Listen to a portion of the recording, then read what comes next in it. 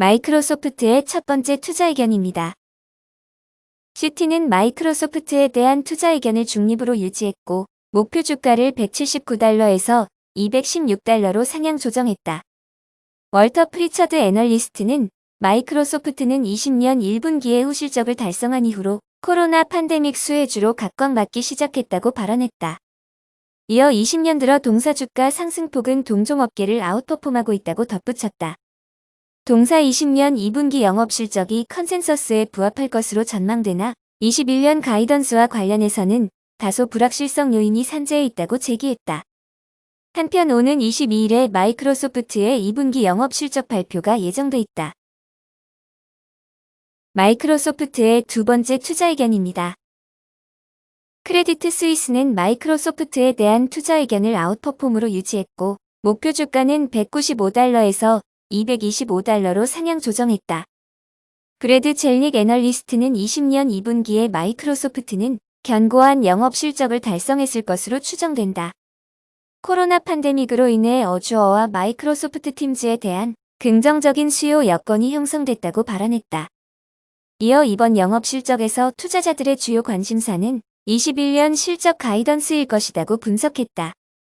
당사는 소프트웨어 섹터의 단기 펀더멘털을 다소 부정적으로 평가하기는 하나 마이크로소프트는 구조적인 추세에 대한 효과적인 레버리지를 구축하고 있으며 주요 제품을 둘러싼 수요 전망이 긍정적이다고 평가했다. 마이크로소프트의 세 번째 투자 의견입니다.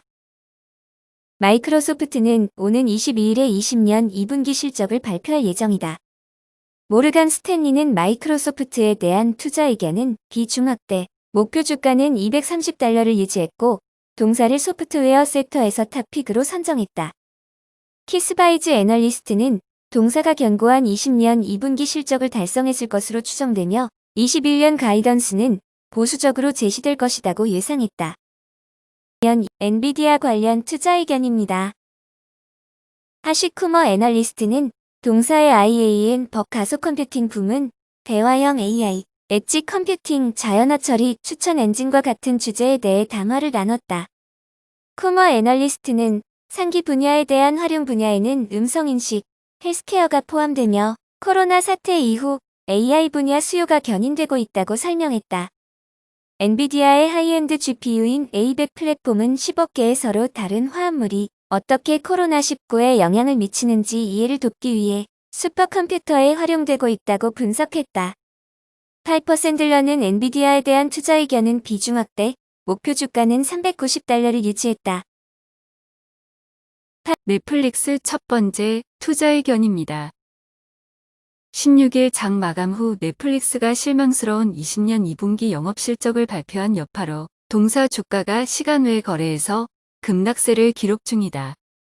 넷플릭스의 2분기 매출액은 컨센서스를 상회했으나 EPS는 하회했고 3분기 신규 가입자 가이던스가 저조한 수준으로 제시됐다고 보도했다. 이와 관련해 토크빌 에세트 매니지먼트의 존 피트라이즈 포트폴리오 매니저는 당사는 오랜 기간 동안 넷플릭스에 대한 보수적인 투자 의견을 제시해왔으며 여전히 동사 사업 모델을 불신한다고 밝혔다. 넷플릭스는 신규 가입자를 유인하기 위해 새로운 오리지널 콘텐츠를 지속적으로 제작해야만 하는데 이 과정에는 상당히 많은 비용이 소요된다고 지적했다. 이어 이미 많은 기업들이 비디오 스트리밍 시장에 진입해 있거나 진입 계획을 공표한 상태인데 이 중 다수는 이미 방대한 콘텐츠 자산을 보유하고 있어 넷플릭스처럼 별도의 투자를 단행할 필요가 없다. 장기적으로 봤을 때 이는 동사의 경쟁 심화 압박을 가할 것이며 신규 가입자 증가 추세의 악재로 작용할 것이라고 주장했다. 한편 20년 들어 넷플릭스 주가가 62% 폭등하며 증시 전반을 아웃퍼폼하고 있다는 점을 고려했을 때 동사의 매도 투자 전략을 구축하기에는 다소 조심스럽다고 언급하기도 했다. 넷플릭스 두 번째 투자 의견입니다. 넷플릭스는 20년 2분기 영업실적을 다음과 같이 발표했다. 매출 61.5억 달러를 기록했다. 이는 컨센서스를 0.7억 달러 상회한 것이다. EPS 1.59달러를 기록했다. 이는 컨센서스를 0.22달러 하회한 것이다. 동사 주가는 애프터마켓에서 8.89% 급락 중이다. 20년 2분기 스트리밍 서비스 가입자 증가 수는 1,009만 명으로 1분기에 1,577만 명을 하회한 반면 컨센서스인 750만 명은 상회했다. 이로써 동사 글로벌 유료 가입자 수는 총 1억 9,295만 명으로 전년 동기 대비 27.31% 증가했다. 지역별 유료 가입자 증가 수 및 가입자당 평균 매출은 다음과 같았다. 미국 및 캐나다 294만 명 13.25달러, 유럽 중동 아프리카 275만 명 10.50달러, 라틴 아메리카 175만 명 7.44달러, 아시아 태평양 266만 명 8.96달러. 한편 20년 3분기 가이던스를 상계와 같이 제시했다. 매출액 63.27억 달러, EPS 2.09달러, 글로벌 유료 가입자 증가수 250만 명으로 추정했다. 0.09달러. 미콜라 관련 투자 의견입니다. 듀이체 뱅크의 엠마뉴엘 로스너 애널리스트는 미콜라 친환경 트럭 보급 전망은 긍정적으로 보았으나 밸류에이션을 고려했을 때 투자 매력은 높지 않다고 분석했다. 미콜라는 배기가스 이슈를 겪지 않는 상업용 트럭에 투자할 수 있는 희소한 종목이다. 당사는 글로벌 각국 정부의 규제 정책을 바탕으로 전기, 수소 등의 자원을 이용한 트럭들이 빠르게 보급될 것으로 예상하고 있다고 전했다. 특히 전통적 내연기관 트럭과 비교했을 때 이들 친환경 트럭은 서비스 및 유지보수 비용을 포함하여 더 저렴할 것으로 기대되며 기업들의 대량 구매가 기대된다고 언급했다. 하지만 중기적으로 기대할 수 있는 실적 성장은 현재 주가에 대부분 반영되어 있으며 반대로 리스크 요소들은 투자자들에게서 간과되고 있다고 지적했다. 이에 따라 투자 의견은 보유 목표 주가는 54달러로 커버리지를 게시했다. 현재 니콜라는 25년 실적 전망치 기준 PSR 7배에 거래되고 있으며 이는 테슬라, 니오 등 동종 기업들과 동등한 수준이다고 정리했다. 보잉 관련 투자 의견입니다. 발언지는 16일 울프리서치의 헌터 키 애널리스트가 보잉에 대한 투자 의견을 페르 퍼포엄에서 언더퍼포엄으로 하향 조정한 여파로 이날 동사 주가가 전일 대비 4.92% 하락한 178.70달러에 마감했다고 보도했다. 키 애널리스트는 보잉이 직면한 737 맥스 및 코로나19 팬데믹 관련 리스크는 과도하게 높으며 광동체인 777 및 787 여객기에 대한 수요 전망 또한 불확실하다고 지적했다. 이에 발언지는 현재 동사에 대한 커버리지를 게시한 28개의 IB 중 10곳만이 투자 의견 매수를 제시한 상태이다. 이는 동사에 대한 커버리지를 게시한 IB 중 불과 35%만이 매수 투자 의견을 제시 중임을 의미하는데 다우지수 편입 종목의 평균 투자 의견 매수 비중은 55%다고 발언했다. 이어 보잉의 커버리지를 게시한 IB 중 14%인 4곳은 매도 투자 의견을 제시한 상태인데 이는 다우지수 편입 종목의 평균 투자 의견 매도 비중을 2배 이상 상회하는 것이라고 지적했다. 한편 키 애널리스트는 보잉에 대한 목표 주가를 149달러로 하향 조정했는데 이는 16일 종가를 하회하는 것이다. 애널리스트들의 평균 목표 주가는 약 185달러이다고 전했다. 16일 종가 아마존의 첫 번째 투자 의견입니다. 아마존은 오는 23일에 20년 2분기 실적을 발표할 예정이다.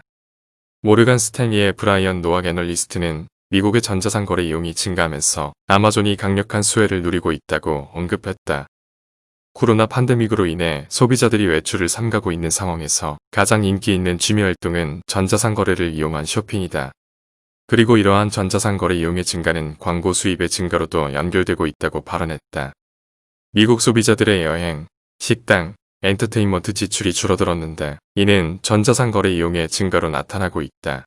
전자상 거래 성장세는 당사가 기존에 예상했던 것보다도 강력한 전망이라고 전했다. 투자 의견 비중 확대를 유지하면서 목표 주가를 2,800달러에서 3,450달러로 상향 조정했다. 또한 강세 시나리오에서는 4,200달러를 달성할 수 있다고 언급했다. 아마존의 두 번째 투자 의견입니다. 스티펠의 스캇 데빗 애널리스트는 아마존의 견고한 실적 성장세가 더 연장될 것이라고 예상했다. 당사는 아마존의 2분기 매출이 전년 동기 대비 28% 증가했을 것으로 추정하고 있다. 컨센서스에 부합하는 것이며 경영진이 제시했던 가이던스의 상단에 해당한다고 전했다. 한편 영업이익의 경우에는 컨센서스를 하회하는 수준으로 나타날 수 있다고 보고 있다. 코로나 팬데믹으로 인하여 물류 능력이 한계에 도달한 결과 아마존이 물류 정상화를 위하여 대규모 투자를 집행했던 바 있기 때문이라고 분석했다. 미국 경제는 코로나 재확산을 겪으면서 경제활동 재개가 차질을 빚고 있으며 이는 아마존이 전통적 소매 기업 대비 유리한 환경을 조성한다. 매수 의견을 유지하면서 목표 주가를 2,600달러에서 3,300달러로 상향 조정했다. 알트리아 관련 투자 의견입니다. 모르간 스탠리의 파멜라 카우프맨 애널리스트는 필립 모리스 인터내셔널, 알트리아 그룹, 브리티시 아메리칸 타바코는 다른 종목과는 달리 안전자산과 같다고 발언했다. 이러한 특징은 이들 종목의 펀더멘털이 타 종목보다 견고할 것이라는 전망, 그리고 현재 주가가 EPS 가시성, 배당금 인하 리스크, 규제 리스크에 대한 높은 우려를 이미 반영하고 있다는 점 때문이라고 설명했다. 담배 섹터가 사업 및 경제 여건상 불확실성으로부터 면역이 되어 있는 것은 아니다. 하지만 동섹터는 담배 소비의 역사적 안정성과 EPS 증가세를 고려할 시 타 섹터에 비해 유리한 입지를 가지고 있다고 평가했다. 소비 패턴이 정상화, 견고한 가격 결정력, 비용 절감 기회 모두는 내년 매출 증가세 회복 전망을 뒷받침하고 있다고 분석했다. 애플 관련 첫 번째 투자 의견입니다. 웨드부시는 애플에 대한 투자 의견을 아웃퍼폼으로 유지했고 목표 주가는 425달러에서 450달러로 상향 조정했다. 다니엘 아이비즈 애널리스트는 애플이 미기업 중 사상 최초로 시가총액 2조 달러를 돌파하는 기업이 될 가능성이 높다. 당사는 낙관적인 시나리오를 가정한 목표 주가로 525달러를 제시하는데 이는 2.27조 달러에 상당하는 시가총액을 의미한다고 발언했다. 20년 6월 및 7월 초에 애플의 중국 수요가 지속적인 개선세를 보였으며 올가을에 출시될 것으로 예상되는 아이폰 12에 대해 축적된 수요는 중국을 포함해 전 세계적으로 막대하다고 설명했다. 동사 공급 체인의 가동 정상화는 예상보다 조기에 이뤄지고 있으며 이들 업체와 대화를 나눈 결과 아이폰 12에 대한 수요 전망이 상당히 긍정적이라는 점이 확인됐다. 향후 1년 동안 중국 지역에서만 아이폰 6천만에서 7천만 대가 신기종으로 업그레이드될 수도 있다고 제기했다. 한편 애플은 9월 말에 차기 아이폰을 공개하고 10월 초부터 이를 온오프라인으로 판매하기 시작할 것이라고 전망했다. 애플 관련 두 번째 투자 의견입니다. 뱅크 오브 아메리카는 애플에 대한 투자 의견을 매수로 유지했고 목표 주가는 390달러에서 410달러로 상향 조정했다. 6월 초에 웜시 모한 애널리스트는 동사를 간과하기에는 수익성을 나타내는 부문이 너무나 많다며 목표 주가를 340달러에서 390달러로 상향 조정한 바 있다. 모한 애널리스트는 애플은 매우 인상적인 펀더멘털을 보유하고 있다. 앱스토어 매출 증가율과 아이폰 수요는 견고함을 유지해왔으며 아이폰 유통망 재고가 감소하고 있다. 또한 동사 브랜드 인지도는 자사 고객들 사이에서 매우 강력하다고 평가했다. 이어 단기 데이터가 더욱 가시화되고 있으며 동사의 전략적 움직임은 단기 주가 변동에 중대한 역할을 하고 있다고 덧붙였다. 제3자 개발자 데이터는 20년 2분기 앱스토어의 매출이 전년 동기 대비 약 30% 증가했을 것임을 가리키고 있다. 서비스 부문 매출은 20년 2분기 20% 증가했을 것이며 20년에는 18%, 21년에는 17%, 22년에는 15%로 매년 증가할 것으로 예상된다고 제시했다. 21년엔 웰스파고 관련 투자 의견입니다. 에버코어 ISI는 웰스파고에 대한 투자 의견을 인라인에서 아웃퍼폼으로 상향 조정했고 목표 주가는 27달러로 유지했다. 존 판카리 애널리스트는 동사의 배당 대폭 인하와 대손 충당금 확보 강화는 자본 및 신용 부문의 불확실성 제거에 기여할 것이라고 발언했다. 웨일스 파고의 샤르 샤프 CEO는 2020년 2분기 실적 컨퍼런스 콜에서 다른 은행과 경쟁하기 위해 연간 100억 달러 이상의 비용 감축이 필요하다고 밝힌 바 있다. 이러한 조치는 향후 EPS 증가 전망에 잘 부합한다고 평가했다. 동사가 상기와 같은 사업 목표를 달성하는 데는 시일이 걸릴 것이며 매출 관련 악재가 지속될 수도 있다. 하지만 당사는 동사 펀더멘털이 호조를 띨 것이라고 전망하며 유형 자산 가치의 0.76배 혹은 2021년 EPS 전망치의 9.4배에 형성된 동사 주가는 매력적인 투자 진입점을 제공한다고 분석했다. 2021 테슬라의 첫 번째 투자 의견입니다. 시티는 테슬라에 대한 투자 의견을 매도로 유지했고 목표 주가는 246달러에서 450달러로 상향 조정했다.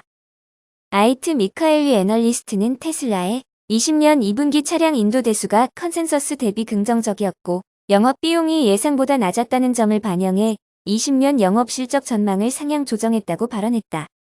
이어 20년 2분기에 테슬라와 관련해 상당히 낙관적인 투자 기조가 형성됐는데 동사의 주가 양방에 있어서 20년 하반기 실적이 상당히 중요하다고 제기했다. 한편 최근 기록된 테슬라의 주가 상승세는 과도했다. 테슬라 주가는 동사 차량에 대한 수요가 제한이 없는 것처럼 움직이고 있으며 동종 기업 대비 아주 다른 추세를 보이고 있다고 지적했다. 테슬라의 두 번째 투자 의견입니다. 크레디트 스위스는 테슬라에 대한 투자 의견을 중립으로 유지했고 목표 주가를 700달러에서 1,400달러로 상향 조정했다. 단네비 애널리스트는 최근 들어 테슬라가 강력한 주가 상승세를 기록할 수 있었던 배경으로는 긍정적인 차량 인도 대수와 같은 다양한 요인들이 있었다고 발언했다. 최근 들어 전기차에 대한 투자자들의 기조가 획기적으로 개선됐으며 동사는 지난 1개월간 로빈후드 내에서 가장 많이 매수된 종목이었다. 주가 상승으로 인해 쇼커버링이 발생한 점도 주가 상승 계기로 작용했다고 설명했다.